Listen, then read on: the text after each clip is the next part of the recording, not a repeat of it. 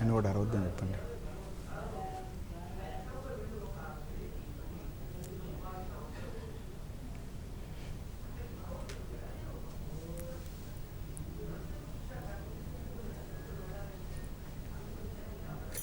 నమస్కారం. అద్వైత క్రియ కార్యక్రమానికి స్వాగతం. మనతో ప్రముఖ ఆధ్యాత్మికవేత్త అద్వైత క్రియ వ్యవస్థాపకులు ఈకే గిరీష్ గారు లైవ్లో సిద్ధంగా ఉన్నారు. మీరు వారితో మాట్లాడేందుకు, సమస్యలు వివరించేందుకు స్క్రీన్ మీద డిస్ప్లే నెంబర్స్కి కాల్ చేసి నేరుగా మాట్లాడవచ్చు. ప్రతి వ్యక్తి కూడా జీవితంలో సుఖంగా ఉండాలని, విజయవంతంగా జీవించాలని, అనుకున్న జీవితం కావాలని కోరుకుంటుంటారు. కానీ ప్రతి ఒక్కరూ సమస్యలు ఎదురవుతున్నాయి, కష్టాలు ఎదురవుతున్నాయని అంటూ ఉంటారు కదా. మరి ఈ దిశలో ఎన్నో పరిశోధనలు చేశారు గిరీష్ గారు. మరి పరిశోధనలో భాగంగా పరిష్కార మార్గంగా అద్వైత క్రియ ద్వారా ఎన్నో ప్రక్రియల్ని అందిస్తున్నారు. అద్వైత క్రియ అంటే ఏంటి, ఎటువంటి ప్రక్రియలు ఎటువంటి సమస్యకు ఉపయోగపడతాయి, మీ సమస్యలకు పరిష్కార మార్గం పొందాలి, వివరాలు తెలుసుకోవాలి, మీరు కూడా సంపూర్ణ పరిష్కార మార్గం పొంది సంతోషంగా ఉండాలి అనుకుంటే స్క్రీన్ మీద డిస్ప్లే అవుతున్న ఆఫీస్ నెంబర్స్కి కాల్ చేసి అపాయింట్మెంట్ తీసుకోండి. అలాగే అతి త్వరలో నిర్వహించబోయే ప్రక్రియల గురించి, క్లాసెస్ గురించి వివరంగా తెలియజేయబోతున్నారు ఈరోజు కార్యక్రమంలో. కార్యక్రమం ఆశాంతం కూడా ఆసక్తిగా చూస్తూ ఉండండి. నమస్కారం అండి. నమస్తే అండి. అద్వైత క్రియ కార్యక్రమానికి స్వాగతం అండి. గిరీష్ గారు, మరి సంకల్పించుకుంటే ఏదైనా సాధించవచ్చని మీరు అంటుంటారు కదా. ప్రతి ఒక్కరూ కూడా సుఖంగా ఉండాలి అనుకుంటుంటారు, విజయవంతంగా జీవితాన్ని సాగించాలని అనుకుంటారు కదా. అంటే తెల్లారి సుఖంగా ఉండాలి, ఇది అనుకున్న పని జరగాలి ఇలానే అనుకుంటారు. అయినా కూడా కష్టాలు ఎందుకు వస్తుంటాయి, అపజయాలు ఎందుకు వస్తుంటాయి? సంకల్పించుకుంటే జీవితాంతం సుఖంగా ఉండే అవకాశం ఉంటుందంటారా? యా, డెఫినెట్లీ అండి. సీ వన్ థింగ్ అండి, the law of attraction or energy theory ఏం చెప్తుంది అని అంటే, ఎక్కడైతే అటెన్షన్ పే చేయడం జరుగుతుందో ఆటోమేటిక్గా అక్కడ రావడం జరుగుతుంది. సరే, సింపుల్గా చెప్పాలంటే జీవితం ఒక నదిలాగా తీసుకుందాం. మనం ఎటువైపు మరల్చాము అనే దాన్ని బట్టి అటువైపు ప్రయాణం చేస్తూ ఉంటుంది. అంటే జీవితంలో సంతోషం కానీ బాధ కానీ మీరు ఎటువైపు చూస్తూ ఉన్నారు అనే దాన్ని బట్టి జీవితం ఆధారపడుతూ ఉంటుందన్నమాట. ఫర్ ఎగ్జాంపుల్, ఒక రిమోట్ కంట్రోల్ ఒకటి పెట్టాం మనకి. సింపుల్గా చెప్పాలి అని అంటే, రిమోట్ కంట్రోల్లో మనం ఒక కార్ని లెఫ్ట్ సైడ్ రైట్ సైడ్కి తిప్పాలి అని చెప్పి అనుకున్నాం. ఫస్ట్ లెఫ్ట్ సైడ్కి పెట్టామని అంటే అది రైట్ సైడ్కి అయితే వెళ్ళదు కదా, వెళ్ళైతే లెఫ్ట్ సైడ్కే వెళ్తుంది. అదే రైట్ సైడ్ ఇండికేషన్ చూపించామంటే రైట్ సైడే వెళ్తుంది. సిమిలర్లీ జీవితం కూడా అంతే అండి. దానికి ఆ రిమోట్ కంట్రోల్ లేదు నువ్వు కరెక్ట్గా ఆలోచించుకో, నువ్వు రైట్ అంటున్నావా లెఫ్ట్ అంటున్నావా అని చెప్పి అనదు. ఎందుకనంటే సేమ్ సిస్టమ్ ఎలా ఉంటుందో, ఈ యూనివర్స్ మొత్తం ఒక సిస్టమ్ మీద పనిచేస్తూ ఉంటుంది. అది ధర్మం, అది ఆ ధర్మం మీద ఆధారపడుతూ ఉంటుంది. వ్యక్తి యొక్క ఆలోచనలు, వ్యక్తి యొక్క కోరికల మేరకే వారి యొక్క జీవితం నిర్మితం అవుతుంది. అంతేకాని ఏదో అంటే భగవంతుడు కావాలని వీళ్ళని రాయడం కానీ, and at the same time నవగ్రహాలకు సంబంధించింది ఏదో కానీ, లేకపోతే మనం అనుకున్నట్టు మంచి అనుకుంటే చెడు ఎందుకు అయ్యింది అని అంటే, ఈ చెడు ఎందుకు అయ్యింది అని అంటే ఇంతకుముందు ఎప్పుడో అనుకుని ఉన్నాం, అది దాని యొక్క ఫలితమే ఇప్పుడు అయ్యింది అనమాట. సో మంచి ఎందుకు వచ్చింది అని అంటే బికాస్ ఆఫ్ గతంలో నువ్వు అనుకున్నావు కాబట్టి మంచి అయ్యింది అనమాట. ఇట్స్ బేస్డ్ ఆన్ మనం ఆలోచన విధానాన్ని బట్టి ఆధారపడుతూ ఉంటుంది. అంతేకాని అయితే మీరు అన్నట్టుగా యాస్టీస్గా ప్రతి ఒక్కరు మంచి అనుకుంటున్నారు, మరి చెడు ఎందుకు జరుగుతుంది అని అనుంటే నేను ఒకటే అంటాను అనమాట, మనం మంచి గురించి కంటే చెడు గురించి చాలా ఎక్కువగా ఆలోచన చేస్తుంటాము, చాలా బాధ ఎక్కువగా ఉంటుంది. ఒక చిన్న ఎగ్జాంపుల్ ద్వారా ఇది తెలియజేస్తాను. ఒకసారి అంటే ఇది ఆల్రెడీ ఇంతకుముందు చెప్పున్నాను ఎగ్జాంపుల్, మళ్ళీ ఈరోజు విని అందరూ బాగా అర్థమవుతుంది. ఫస్ట్ థింగ్ ఏంటంటే, ఒకసారి ఒక పెద్ద కోర్ట్, అంటే నేను ఒక సింపుల్గా చెప్పాలి అని అంటే ఒక థియేటర్ అనమాట, ఆర్ట్ థియేటర్లో ఒక నాటిక వేస్తూ ఉన్నారు. దాంట్లో ఒక విదూషకుడు అంటే హాస్యకారుడు అనమాట, అతను అందరినీ నవ్విస్తూ ఉన్నాడు. ఇంతలోపలికి అతను ఒక అద్భుతమైన ఒక జోక్ వేశాడనమాట. అక్కడ ఉన్న వాళ్ళందరూ ఆల్మోస్ట్ అక్కడ హాల్లో కూర్చున్న 100 మంది నవ్వడం మొదలెట్టారు. మరలా అతను ఏం చేశాడు అని అంటే అదే జోక్ని ఈసారి వేశాడు. ఆల్మోస్ట్ 50 తగ్గిపోయిందండి నవ్వడం. మరలా ఈసారి అదే జోక్ని వేసాడు, 30 అయిపోయింది. ఈసారి మరలా అదే జోక్ వేసాడు, 10 అయింది. ఈసారి ఏదో నామక వస్తే అని చెప్పి నవ్వారు. తర్వాత ఇక మరలా జోక్ వేసాడు. ఇంత లోపలికి అక్కడ ఒక చిన్న రాళ్ళు ఉంటే రాళ్ళు తీసి అతని మీద వేసేయడం మొదలెట్టారు. ఏంటి నువ్వు చెప్పిందే చెప్తున్నావు, జోక్ ఇంకేమీ లేదా అని. అరే నేను సంతోషాన్ని ఒక 5 సార్లు చెప్తేనే మీరు భరించలేకపోయారు, అంటే మీరు రిసీవ్ చేసుకోలేకపోతున్నారు. కానీ దుఃఖాన్ని సంవత్సరాల నుంచి ఎందుకు తీసుకుంటూ వస్తున్నారు? ఈ రోజు కూడా మనకి ఎప్పుడో జరిగిపోయిన దాని గురించి ఈరో బాధ, నాకు ఎవడో డిచ్ చేశాడు, అంటే వాడు మోసం చేశాడు, వాడి వల్లే నేను ఇలా మునిగిపోయాను. ఆ తర్వాత ఏదో జరిగిపోయింది, అయిపోయింది, ఇప్పుడు ముందుకెళ్ళాలి, ముందు జీవితాన్ని చూసుకోవాలనే ఆలోచన మనకి ఏమన్నా ఉందా అంటే కించిత్ ఎవ్వరికి లేదండి ఆలోచన, ఉండదు. ఎందుకనంటే మనం తయారయ్యిందంత బాధతో కూడుకున్నటువంటి అద్భుతమైన ప్రపంచంలో మనకి గోరు ముద్దలతో పాటు బాధను కూడా పెంచుతారనమాట. సో దానివల్ల మనం ఇలా తయారయ్యాం. నిజంగా సంతోషాన్ని చూడాలనుకుంటే ఎందుకు లేదు, ప్రపంచం మొత్తం సంతోషమే ఉంది, చూడగలిగే దృష్టిని బట్టి ఆధారపడి ఉంటుంది. అర్థమైంది సార్. మొదటి కాల్ తీసుకుందామండి. నమస్కారం, మీ పేరు? నా పేరు లక్ష్మీకాంతమ్మ. గిరీష్ గారితో మాట్లాడండి. హలో హలో మా బాగున్నారా? బాగున్నారు నాయన. చెప్పండి. మహాభారతంలో సంజయ్ రాయబారం అంటే సంజయ్ ఎవరండి? ఒకటి నాగార్పమ్మ దేవత ఏ ఊరు? ఆమె ఏ గ్రామ దేవత? 2 మీరంతా పరబ్రహ్మ స్వరూపం మీరు చెప్తున్నారు, తెలియని విషయమే లేదు, అన్నీ చెప్తున్నారు. అయినా మీరు చెప్పినవి కొన్ని చేస్తున్నాము. ఇంకా కొన్ని డౌట్సే ఉంటాయి నాయన. సరే చెప్తాను. మీరు చెప్పండి. సంజయుడు ధృతరాష్ట్రుని యొక్క అడ్వైజర్, అంటే యుద్ధానికి వీటన్నిటికి సంబంధించి అడ్వైజర్ అనమాట. అడ్వైజరీ డిపార్ట్మెంట్లో ఒకరు ఉండేవాళ్ళు అనమాట, సలహాదారుడు అని అంటారనమాట. ఇప్పుడు ఈ సంజయుడికి ఏంటంటే యాక్చువల్లీగా శ్రీకృష్ణుడిని ధృతరాష్ట్రుడు అడిగాడు ఏమని చెప్పి, ఆ యుద్ధం ఎలా జరుగుతుందో తెలుసుకోవాలి అని అంటే నాకు ఎలా అంటే నీకు అతీతమైనటువంటి శక్తిని నాకు ప్రసాదిస్తాను అంటే నా బదులుగా సంజయుడికి ఇవ్వు, ఆయన ఎక్కడో ఉండేదాన్ని కూడా చూడగలుగుతాడు అని చెప్పేసి నాకు అడ్వైస్ చెప్తూ ఉంటాడు అని చెప్పేసి ధృతరాష్ట్రుడు అడగడం జరుగుతుంది. సో ఆ విధంగా సంజయుడికి దూరదృష్టి అనమాట, అంటే ఎక్కడో యుద్ధంలో జరిగే ప్రతి సన్నివేశాన్ని చూసి వివరించగలిగినటువంటి సామర్థ్యం ఉండేదన్నమాట. ఇది ఒక పురాణం చెప్తుంది. ఇంకో దాని ప్రకారం ఆయన శివుడి గురించి ఘోర తపస్సు చేయడం వల్ల అతనికి ఎక్కడో జరిగే విషయాలు కూడా తెలుసుకోవచ్చు అనే ఒక అద్భుతమైనటువంటి శక్తిని సంజయుడు పొందాడని చెప్పేసి ఉందన్నమాట. దీనికే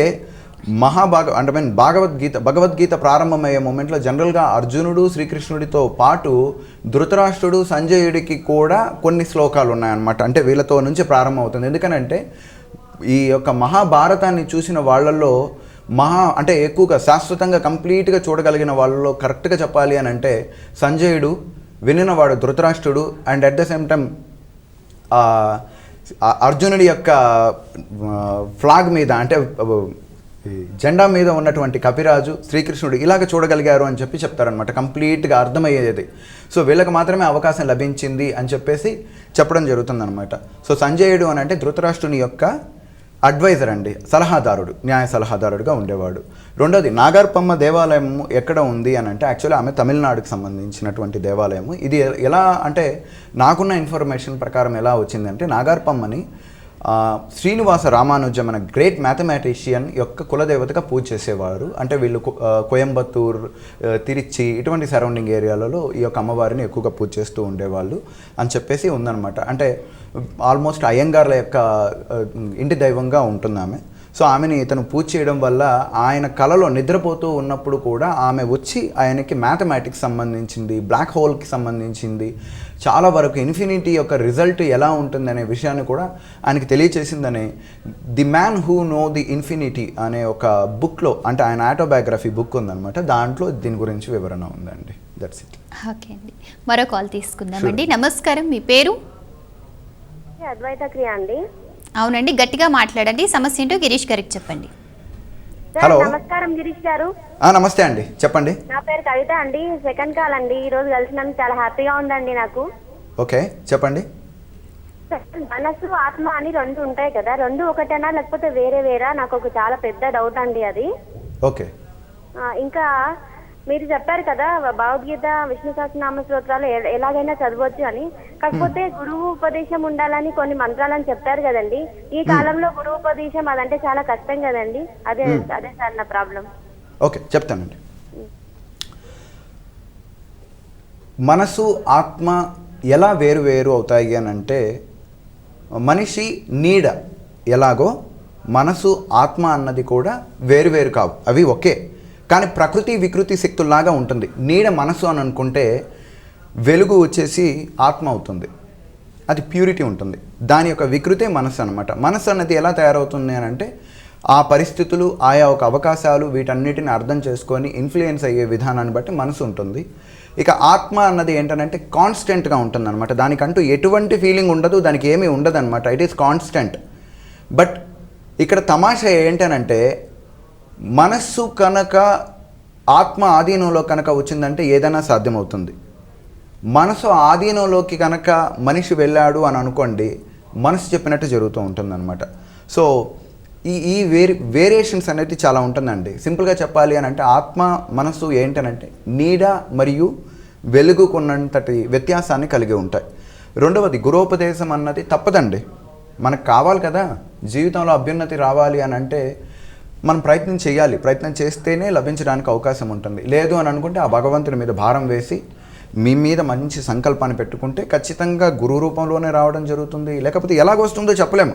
సంకల్పం సక్రంగా ఉందనంటే వాళ్ళే వెతుక్కొని వస్తారు. దానికోసం ప్రత్యేకించి కూడా కష్టపడాల్సిన అవసరం లేదు. అయితే ఆ ముఖంగానే తీసుకుంటే బాగుంటుందా అని అంటే అది వింటుందండి, ప్రోగ్రామైజ్డ్ అవుతుంది. ఈ ఆల్మోస్ట్ ఒక గురువు యొక్క సంకల్పం ఏంటి అని అంటే అతని దగ్గర నుంచి వచ్చే గ్రేసు మీకు చాలా క్లారిటీ ఇస్తుంది. అంటే ఎలా ఉంటుంది అని అంటే ఇప్పుడు ఒక ఫర్ ఎగ్జాంపుల్ చెప్పాలి అని అంటే ఒక వ్యక్తి తన కంప్లీట్గా ఆ సబ్జెక్ట్లో జ్ఞానము నిష్ఠ అవన్నీ సంపాదించుకోవాలంటే 20 years పట్టింది అని అనుకోండి. గురువు రావడం వల్ల 20 రోజులు కనీసం ఒకే ఒక రోజులో కంప్లీట్ అయిపోతుంది. అది గురువు యొక్క లాభం. మరలా శిష్యుడు 20 సంవత్సరాలు కష్టపడాల్సిన అవసరం ఉండదు. గురువు గారి దగ్గర అది నేర్చుకోవడానికి అవకాశం ఉంటుంది అనమాట.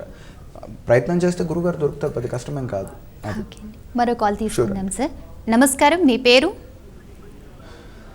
హలో హలో, నమస్తే అండి. మీ పేరు? అత్తుతమ్మండి. గిరీష్ గారితో మాట్లాడండి. హలో, నమస్తే సార్. నమస్తే అండి, చెప్పండి. నమస్తే సార్, గిరీష్ సార్. నమస్తే అండి, చెప్పండి. మీరు వచ్చి మాకు ఎంతో ఉపకారం చేస్తున్నారు మీరు ఈ ప్రోగ్రాం పెట్టి. థ్యాంక్ యూ అండి. మీరు దయచేసి టీవీ వాల్యూమ్ తగ్గించేసేయండి, లేదంటే కాల్ డిస్కనెక్ట్ అయిపోద్ది. మామూలుగా వీక్ గా ఉండే వాళ్ళకి కూడా చాలా ధైర్యం ఇస్తున్నారు మీరు. అది నేను ఒక గురువు గారి దగ్గర నామం తీసుకున్నాను, మంత్రం తీసుకున్నాను. ఓకే. అది నేను మెడిటేషన్ చేసుకుంటే నాకు కొంచెం ఫ్లాష్ బాగా మెమరీ వచ్చేసి ఇంకా దాన్ని డిస్టర్బ్ చేస్తున్నాను, కాన్సన్ట్రేషన్ చేయలేకపోతున్నాను. అది దాన్ని ఎంత కంట్రోల్ చేసినా అది అవ్వట్లేదండి. నాకు చాలా ప్రయత్నించి కూర్చుందాం అనుకుంటున్నాను, తలనొప్పి వస్తుంది, అది కాన్సన్ట్రేషన్ చేయలేకపోతున్నాను, కూర్చోలేకపోతున్నాను. అర్థమైంది, చెప్తాను. ఎక్కడో మిస్ఫైర్ అయ్యి ఉందండి. అంటే ఐ మీన్ ఆ మంత్ర విధానంలో తప్పు ఉందా, లేకపోతే మీరు చేస్తున్నటువంటి కాన్సెప్ట్లో ఎక్కడ మిస్ఫైర్ అయ్యి ఉంది, అది కరెక్ట్గా రెక్టిఫై చేసుకోవాలి. సో ఆ రెక్టిఫై అన్నది కరెక్ట్గా మళ్ళీ ఒకసారి మీ గురువుగారు ఎవరైతే నేర్చుకున్నారో వారి దగ్గరకు వెళ్ళి అడిగి కనుక్కోండి ఎలాగా దాన్ని రెక్టిఫై చేసుకోవాలో. లేదు అని అంటే ఇంకేదైనా అక్కడ వరకు స్టాప్ చేసి ఇంకేదైనా ఒక కొత్త ప్రాసెస్ని ఫాలో అవ్వండి. జనరల్గా ఏదైనా మంత్రం కానీ ఏదైనా చేస్తూ ఉన్నప్పుడు 3 లక్షణాలు కనబడతాయి. ఇన్ కేస్ మనలో కనుక నెగిటివ్ కనుక ఉంది అంటే విపరీతమైనటువంటి ఆవలింతలు వస్తాయి అండ్ నిద్ర కూడా రావడానికి అవకాశం ఉంటుంది. ఒక్కొక్కసారి కళ్ళెంబడే విపరీతమైనటువంటి నీరు వస్తూ ఉంటుంది అనమాట, ఏడుపు వస్తూ ఉంటుంది. తెలియదు ఎందుకు ఏడుస్తున్నాం. ఏడుపు కాదైతే అది దుఃఖంతో కూడుకున్నది కాదు, బట్ బాగా స్ట్రెయిన్ అయిపోతాం. ఆవలింతలు మాత్రం చాలా ఎక్కువగా వస్తూ ఉంటాయి అన్నమాట. దాని యొక్క అర్థం ఏంటి అని అంటే మన మనసు మన లోపల నెగిటివ్ కర్మ అనేది ఎక్కువగా ఉంది. అంటే ఈ ఎనర్జీ వెళ్ళడంతోనే చాలా విపరీతమైనటువంటి హీట్ జనరేట్ అవుతూ ఉంది, దానివల్ల ఇదవుతుంది అనే అర్థం. రెండవ వర్షన్లో ఇలా తలనొప్పి కానీ లేకపోతే మీ యొక్క శరీరం అంటే మీ మనసు కావచ్చు, లేకపోతే మీ వ్యక్తిత్వం దానికి అంగీకరించట్లేదు అని అంటే మేబీ అది ఫాల్ట్ అయి ఉంటుంది, అది మీకు సెట్ కానిది అయి ఉంటుంది, దానివల్ల అయి ఉంటుంది అనమాట. బట్ మంత్రసిద్ధి అన్నది లభిస్తూ ఉంది అని అంటే మాత్రం ఖచ్చితంగా ముఖమునందు విపరీతమైనటువంటి గ్లో వస్తుంది, మాటలో స్పష్టత వస్తుంది, అచంచలమైనటువంటి నమ్మకం వస్తుంది, మీరు ఏమైనా చేయగలరు అనేటువంటి ఫీల్ జనరేట్ అవుతుంది. సో మంత్రం యొక్క సిద్ధి అని అంటే ఆ మంత్రం మీద అచంచలమైన నమ్మకాన్ని కలిగి ఉండటమే మంత్రసిద్ధి అని అంటారు అనమాట. సో ఆ అచంచలమైన నమ్మకం అనేది ఏర్పడిన రోజు మంత్రసిద్ధి ప్రాప్తించినట్టే. సో ఎక్కడైతే ఈ పొరపాట్లు జరుగుతున్నాయంటే మీకు ఇంకా కాలేదని అర్థం. దాన్ని ఒకసారి మళ్ళీ గురువుగారి దగ్గరికి వెళ్ళి ఏమన్నా బీజాక్షర విధానంలో ఏమన్నా తప్పు ఉందా, లేకపోతే మీరు చేసినది ఏమన్నా రాంగ్ ఉందా అనేది ఒకసారి క్లారిఫై చేసుకోండి. ఎందుకనంటే ఒక్కొక్క గురువు యొక్క సిస్టమ్ ఒక్కో రకంగా ఉంటుంది. సో జస్ట్ లైక్ మన CBSE state syllabus, international syllabus ఏ విధంగా వేరియేషన్స్ ఉంటాయో ఇదే విధంగా ఒక్కొక్కరి తత్వాలు ఒక్కో రకంగా ఉంటాయన్నమాట. దాన్ని బట్టి మీరు ఫాలో అవ్వండి. ఓకే. ప్రేక్షకులు ఎవరైనా సరే గిరీష్ గారిని నేరుగా కలుసుకోవాలి, మీ సమస్యలు వివరించాలి, విద్య, ఉద్యోగం, విదేశీయానం, గృహయోగం, భార్యాభర్తల మధ్య మనస్పర్ధలు, ఎటువంటి సమస్యలైనా సరే వివరించాలి, పరిష్కార మార్గం పొందాలి. అలాగే వారి ఆధ్వర్యంలో నిర్వహించే క్లాసెస్లో పార్టిసిపేట్ చేయాలనుకుంటే స్క్రీన్ మీద డిస్ప్లే అవుతున్న ఆఫీస్ నెంబర్స్కి కాల్ చేసి అపాయింట్మెంట్ తీసుకోండి. ఈ అవకాశాన్ని ప్రతి ఒక్కరూ సద్వినియోగపరచుకోవచ్చు. నెక్స్ట్ కాల్ తీసుకుందాం సార్. నమస్కారం, మీ పేరు? నా పేరు రవి అండి. నమస్తే మేడం. గట్టిగా స్పష్టంగా మాట్లాడండి రవి గారు. సమస్య ఏంటో గిరీష్ గారికి చెప్పండి. హలో. నమస్తే సార్, గిరీష్ గారు. నమస్తే అండి. సార్ నేను శ్రీకాకుళం నుంచి మాట్లాడుతున్నాను సార్. అంటే చిన్న డౌట్ అండి, చదువుతున్నప్పుడు వచ్చింది సార్ ఈ డౌట్. కొంచెం గట్టిగా మాట్లాడతారా? నాకైతే మీరేం మాట్లాడుతున్నారో అర్థం కాలేదు. అంటే ఇలా బుక్స్ చదువుతున్నప్పుడు చిన్న డౌట్ అండి. వెరైటీ కాదు సార్. పాలు నీచు పదార్థమా కాదా అని కొద్దిగా తెలుసుకోవాలి సార్. ఓకే అండి. అంటే మరేటి కాదు సార్, ఇప్పుడు హిందూ సాంప్రదాయ ప్రకారం పాలు దేవుడికి క్షీరాభిషేకాలు అవన్నీ చేస్తారు కదా సార్. మరి అంటే ఇప్పుడు మన ముస్లిమ్స్ ఇలా బీఫ్ తిన్నప్పుడు అది తప్పు అని అంటారు కదా సార్. అదే పాలు మరి రొమ్ము పిండి మరి వస్తాయి కదా సార్, అవి మరి అదే సార్ డౌట్, కొంచెం చెప్పండి సార్. ఎస్, కరెక్టే అండి. చూడండి, ఇది రాంగ్ ఇది రైట్ అని చెప్పి చూసుకోవడానికి జనరల్గా లేదు. అంటే బీఫ్ కానీ పోర్క్ కానీ తినకూడదు అని చెప్పడానికి గల కారణం ఏంటి అని అంటే, అది తిన్న తర్వాత మెదడులో కొన్ని నాడీకణ వ్యవస్థ కానీ ఇంకేదన్నా దెబ్బతింటుంది. అఫ్ కోర్స్ రెడ్ మీట్ ఎక్కువగా తీసుకోవడం వల్ల బ్యాడ్ కొలెస్ట్రాల్ ఫామ్ అయిపోతుంది, దానివల్ల హార్ట్ స్ట్రోక్ రావచ్చు, అండ్ క్యారెక్టర్లో కొంచెం చేంజ్ వస్తుంది. ఎందుకంటే బ్లడ్ సప్లై జరగదు, ఎందుకంటే తినిందంతా అరగబెట్టడం కోసమే సగం టైం ఉపయోగిస్తూ ఉంటుంది కాబట్టి ఇలా జరుగుతూ ఉంటుంది. ఇక పాలు మాంసాహారమా శాకాహారమా అని అంటే ఏంటనంటే, అది క్షీరం జనరలీ శాకాహారం కిందకే వర్గీకరిస్తుంది. బట్ విపరీతంగా మనం ఇది చేసిన తర్వాత మనకి మాంసంలాగా కనబడుతూ ఉంటుంది. బట్ దాన్ని ఎమల్సిఫైర్స్ అంటాం అనమాట. ఎమల్సిఫైర్స్ అని అంటే కార్బన్ అండ్ హైడ్రోజన్ మాలిక్యులర్ యొక్క కాంబినేషన్ ఎమల్సిఫైర్స్ అనమాట. మీరు ఈవెన్ ఒక ఆయిల్ తీసుకొని దాంట్లో వాటర్ మిక్స్ చేసి చిలక కొట్టినా కానీ ఎమల్సిఫైర్ ప్రిపేర్ అవుతుంది అనమాట. అప్పుడు అది మాంసమా లేకపోతే ఇదా అంటే కొవ్వు ఏర్పడేది ఏదైనా మాంసం అని చెప్పి మనం అనుకుంటుంటాము. అండ్ అప్పుడు మన పప్పు పదార్థాలు తిన్నా కూడా వాటిలో కూడా కొవ్వు అనేది ఉంటుంది, ప్రోటీన్ అనేది ఉంటుంది. సో ప్రోటీన్ ఉన్నదంతా మాంసం అని చెప్పి కన్సిడర్ చేయడానికి లేదు. మాంసం అన్నది ఏంటి అని అంటే ఒక కణం ద్వారా ఇంకో కణంలోకి ప్రసారం అయ్యేది. పాలల్లో నుంచి పాలల్లోకి కణం ప్రసారం అవ్వడం అంటూ అవకాశం ఉండదు. సో కాబట్టి it is not consider as a non veg and it is completely veg కిందగా వస్తుంది. బట్ ఈవెన్ దాన్ని కూడా హిందుత్వంలో నాన్ వెజ్గా ఒకానొక మూమెంట్లో పరిగణనలో తీసుకుంటారు. అది ఎప్పుడు అని అంటే, యజ్ఞోపవేతం వేసేటప్పుడు స్తనం ద్వారా పాలు తీసుకున్న కర్మకి నివృత్తి అర్థం అని చెప్పేసి ఒకసారి పాప ప్రక్షాళన, ఇట్లా ఒక్కొక్క దగ్గరలో ఉంటాయన్నమాట. అంటే అది ఉంటుందన్నమాట. దానివల్ల ఒక రకమైనటువంటి క్యారెక్టరిస్టిక్ ఉంటుంది అని చెప్పేసి తెలియచేస్తారు. So don't consider it is non veg, it is a vegetarian. అది ఎమల్సిఫైర్స్ వల్ల ఆ విధంగా అవుతుంది. సో దానికి ఒక కెమికల్ బ్యాలెన్స్ థియరీ ఉంది అండ్ డెఫినెట్లీ అదండి. ఓకే, నెక్స్ట్ కాల్ తీసుకుందాం సార్. నమస్కారం, మీ పేరు? నా పేరు లక్ష్మి అండి. లక్ష్మి గారు మాట్లాడండి గిరీష్ గారితో, సమస్య చెప్పండి. హలో, అనకాపల్లి నుంచి మాట్లాడుతున్నాండి. హలో గిరీష్ గారు, నమస్తే అండి. నేను లక్ష్మి గారిని. నమస్తే అండి, చెప్పండి.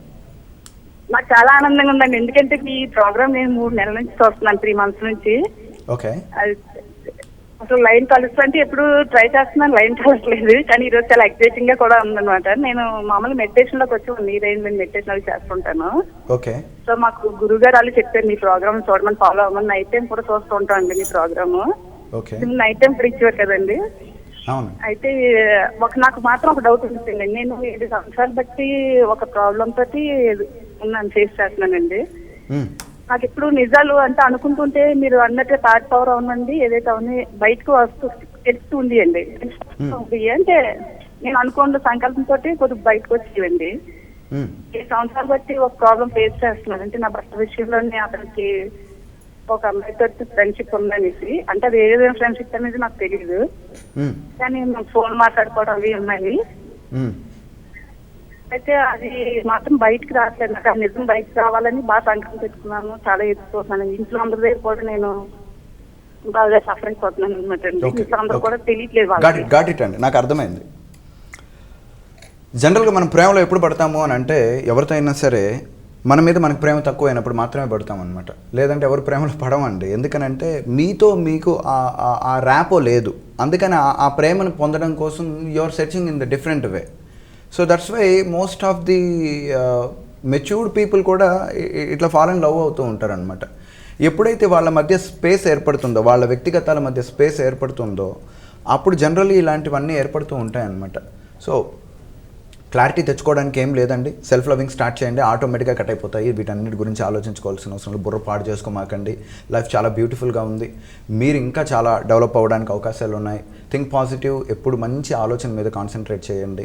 మిమ్మల్ని గుర్తుపెట్టుకోవాల్సిన విషయం ఒకటి గుర్తుపెట్టుకోండి, ఆధ్యాత్మికంగా, మానసికంగా, శారీరకంగా మిమ్మల్ని దుర్బలం చేసే ఏ ఎనర్జీనైనా సరే విషయంతో పరిగణించి వదిలేసేయండి.